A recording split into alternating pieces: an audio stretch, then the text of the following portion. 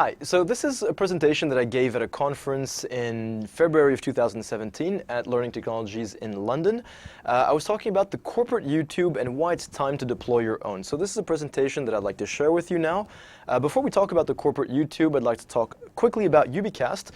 So we're a company founded in 2007, 25 people over 6 countries, and we currently serve over 250 clients. So the corporate YouTube is, well, what is it, first of all? How is it useful, and why is it time to deploy your own?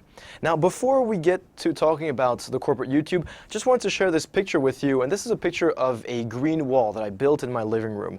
It was built over a year ago with 65 plants and 43 species. I didn't know anything about botany at the start, so I started looking on YouTube. I saw a bunch of videos on plant classification, DIY walls, and LED lighting.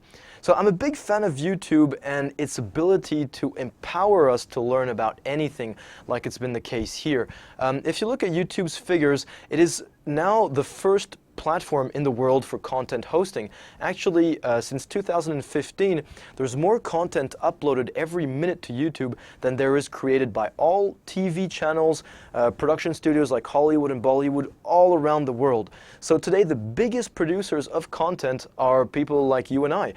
It is the advent of user-generated content. And I've read and heard many times that YouTube is now the world's first learning management system. And I think that there are a lot of things that we can learn from YouTube to integrate into the way that we do learning, video-based learning in our organizations. So, number one, what is the corporate YouTube? So, throughout this presentation, I'm going to be comparing the media server, which is Ubicast's offer for a video platform, and YouTube as you know. It's because both are very similar. So, they each have 4 characteristics. The first one is that they are centrally located. It's easy to contribute content. Its content is searchable, and it's rock solid. It is a reliable platform. So let's first talk about centralization. What we provide is a central spot where all of your collaborators can find all of your video content in one place. This is why YouTube works so well, is that all of the content is in one single address, and there's a search bar to look for the content that you're looking for. This is very important. We see content scattered all across organizations, and it's very important to have all your videos in one single place. This is the first characteristic of the corporate YouTube.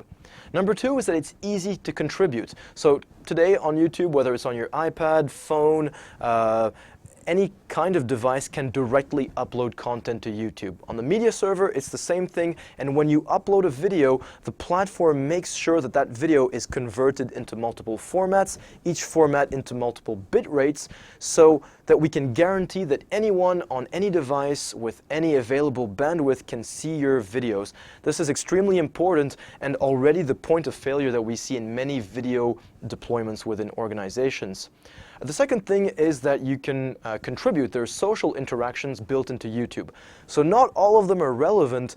We've tried to make this particularly relevant in the media server. So there's our basic player for video, but you have a sidebar which enables viewers, authors as well, to post all sorts of annotations. So you can have things like chapters, you can have attached documents, external links, and all of these are time-coded. This is something that we got as feedback from our client base, saying that it would be extremely relevant to be able to point to specific documents, to a Wikipedia article at specific moments in a video. So this can be added by content creators, but also by viewers if you give them the right to do so. And what we've seen is companies producing a video, which is more than a video, it's a basis for contribution. And a few weeks or a few months after, that content is much more than a video. It's got all sorts of external links, ideas have been shared. It has become what is really called rich media. So getting back to our comparison, the last thing is built-in recording. This is a feature which you can find in YouTube. Whatever your device is, you can immediately press record and it's automatically uploaded to YouTube. So we've done the same thing as well, except more adapted to organizations. So we call this the Web Studio. The way this works is that on any computer, whether it's Windows, Mac OS, or Linux, you can share your audio, your webcam, and your screen to produce this type of content. So you have a speaker side by side with whatever was on their screen.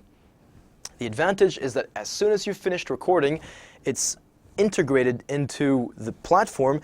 A code is generated, and this code can be used to embed content into your LMS, your intranet, or you can have access to a link as well, which you can send to collaborators with whom you wish to share this video. What's also important is that we continue extracting as much information as possible from that video. So we will actually use optical character recognition to pick out all the words out of all of your slides. Whatever was on your screen will be recognized, and those words will become searchable tags for your video. And this brings us actually to the third point of the corporate YouTube, is that it is searchable. This is extremely important when you start having a lot of videos. Now on YouTube, most of the tags are manual, so things like title, description. Obviously you have this in the media server, but the media server extracts information, as we just saw, automatically as well. And you can also search within social contributions. This is a point in which we're going to be bringing more features in the future. We've been looking at voice recognition, so that one day, and we're aiming towards 2017, you will be able to search within whatever has been said within your portal. So it's important to start building content now, and once that feature comes in, it will just index all of your content, which will then become searchable for spoken words. Now the last point is, well, the fact that the platform is reliable. On whatever device that you have, whatever the bandwidth, you can view content. This is the first important step for YouTube. The second is that you have the notion of rights, groups, permissions. On the media server, you have different roles. You have the administrator, you have the contributor, the moderator, and the viewer. And you can say who has the right to do what on the different channels that you can have on your portal. We work with a lot of data-sensitive companies in defense and banking industry, for example. So protection is something which is built into the media server, so you can't copy links from one user to the other. We integrate with authentication systems, so it is single sign-on for all of your users. The last thing is high capacity, the ability to absorb typically high peaks of demand when you have students, learners who all want to access videos at the same time. So we'll talk a bit more about this in a few minutes. So how is the video portal useful? Well, first of all, it gives easy access to knowledge. It is easy to contribute to this platform, and it encourages collaboration and sharing, as we saw with the high value annotations that we've provided. Now, these four elements that we just saw fit into what is the media server. But if you look at how your video is currently distributed, you have content on your LMS, on your intranet, on social media, and sometimes on a server which is difficult to access. And these are the four platforms that your learners have to connect to view your videos. Now, the best way to deliver content through these platforms, because we don't intend on replacing these, but we intend on delivering content through them. So the idea is that you would publish a video into the media server and then embed it into your intranet or your LMS. This is the technically right way to do things, because an LMS and an intranet is not a video platform, it is a web platform. So the media server serves as a video platform to serve all of your viewers' content. We also migrate a lot of content from your existing servers into the media server so that everything is in the same place, and that place is searchable especially.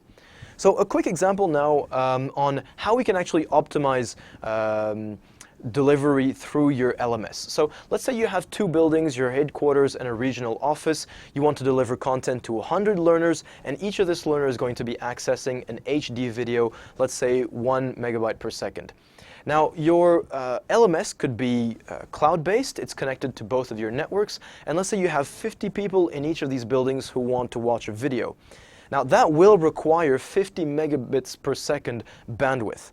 Now, this is important because in your regional office, you probably don't even have 50 MB bandwidth for the whole office. So your IT department is going to say, no, this is not going to work. You are not going to be able to provide video to as many learners as you would like. So the optimization to this is to put in a media server to provide content to your LMS. This is what we've done for many, many organizations who are saying, well, we don't have the infrastructure to properly deliver video. Well, what we can do is put a media cache on each of these buildings' networks, and it's actually the media cache who does requests to the media server. So if you have 150 up to 1,000 learners in each of these buildings, you're actually only consuming 1 megabyte per second bandwidth, because you're only requesting videos from the cache to the media server, and all of your learners are doing requests to the media cache and not to the media server. So without getting too technical, this is just an example of how it is possible to deploy video for learning within your organizations, even if you don't have the bandwidth, but you need to put in some technical tools to effectively do that. So, a bit more about, well, why is it time to deploy your own video portal? First of all, we currently have about 100 platforms running for all sorts of clients, industry, banking, defense. There are different applications which are addressed, so we ask them what are our clients doing with this platform. Number one, they use it for training clients, partners, channel integrators, basically to train people outside of their organization. Number two, closely following number one, is continuous employee training. So providing e-learning through the LMS once again, but using the media server. Number three, and this is the fastest growing category, is employee-generated content. This is the ability for one employee in a country to post a video and share that effectively with a colleague in another country without having to worry about, is the network going to be able to accept this video format, etc., etc. And only after that do we have corporate events and communication. Now, we asked, what is the motivation for online training? This was done in a study conducted all over Europe by Talentsoft, and the number one factor is content must be related to immediate work challenges. Content also has to be off the shelf, so accessible immediately. And this is very understandable. I have a problem now, I want a video, and I want to be able to access it immediately. This explains the explosion of MOOCs. If you look at the figures on Coursera, they're progressively increasing every year, and Coursera's annual report shows us that 73% of its users are full-time employees. So these are collaborators of yours who are willing to take of their time, personal time in most cases, to expand their horizon, to learn new skills. So you need to use this. They want videos. It's up to you to provide them with learning videos about your organization. It's a great way to get them to learn at their own speed when they want. So second thing that Talentsoft has learned us is the most important engagement factor for a learner is the quality of raw content. It's the expertise behind the video, not how beautifully the video has been produced. Number two is interactivity, with the ability to have feedback with built-in exercises. And then number three, pedagogical construction. And once again, this is an extremely important point because we see a lot of organizations who overproduce their learning videos. A lot of times they have them done by external vendors. Your employees want to access content that is relevant, even if it's given by someone who doesn't have the speech skills of the great speakers of our day. Must I remind you that the first MOOC, the number one MOOC in the world today, is machine learning from Stanford on Coursera, and it's actually just a teacher speaking to a camera for 10 hours. This is exactly how it looks. It's pixelated, the quality isn't great, but the information is absolutely awesome. So don't overproduce, and make sure that what is being given to your learners is content and not just form, because that will not make them want to go back onto your video platform. So we can finish again with YouTube, with these figures that have shown that there is a revolution that is happening, and it is that of video production, which is being decentralized. Your collaborators will already want to create videos, to share those videos with others, and especially to watch videos. So keep this in mind when you're thinking about video-based learning. We know that this is an extremely important part of providing learning content through video. So there are different pricing mechanisms for the media server. We have an on-premises and a cloud deployment option. Cloud is only related to the number of simultaneous viewers that you have on your platform. So if you have 500 employees, for example, and you want to be able to easily serve all of them, then this is a platform which costs £10,000 per year. So this is not a huge investment. This is important to understand. It is something that needs to be done and which will grow progressively. So we are convinced at UBcast that the corporate YouTube is a fundamental element of video-based learning within our organizations. And it's now time to put in place infrastructure that enables you to finally use video for learning. Thank you very much, and I'd be happy to speak with you about your video projects. Thank you. Bye-bye.